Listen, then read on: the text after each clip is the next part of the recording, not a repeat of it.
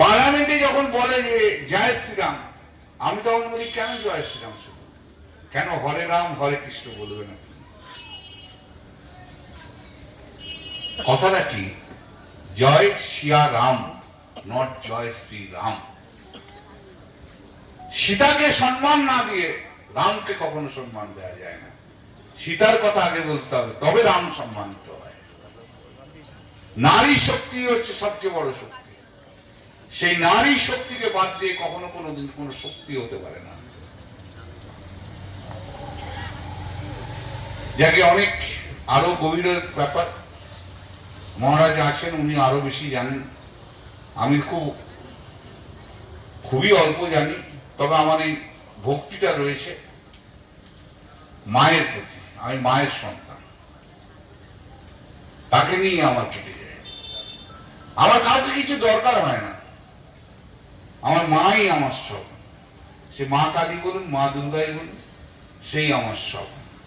তারই আশীর্বাদে চালিয়ে যাচ্ছি, আর তারই আশীর্বাদের জন্য আপনাদের আশীর্বাদ পেয়ে আজ এখানে দাঁড়িয়ে আছি।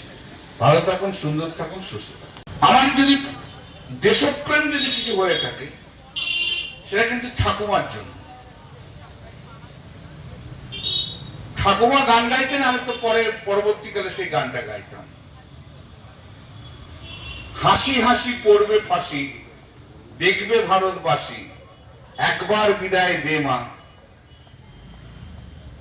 কি আমি একবার ঘুরে আসি।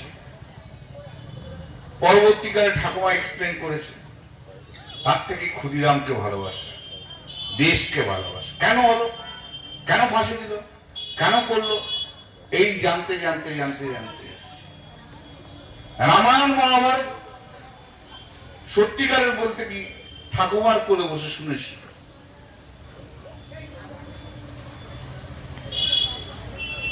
তো বাংলার শিকড় আমাদের মধ্যে রয়েছে।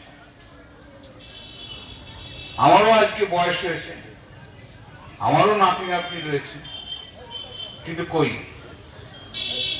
এতটা দীর্ঘ পথ চলে এসছে, কই সেদিনকার সেই ছোটবেলার সেই দিনগুলোর কথা তো ভুলতে পারি না, যে ঠাকুমার কোলে বসে বসে বাংলা গান শোনা, রামায়ণ মহাভারত শোনা, যেটা আমার ভিতকে তৈরি করেছে। ধর্মীয় মনোভাব যা কিছু জাগ্রত হয়েছে, তা তো সব রামায়ণ মহাভারত থেকেই হয়েছে। আরো ভালো ভালো খবর দেখতে সাবস্ক্রাইব করুন বাংলা হান্টের ইউটিউব চ্যানেল। বাংলা হান্টের আরো খবর দেখতে নজর রাখুন। বাংলা খবর মানেই বাংলা হান্ট।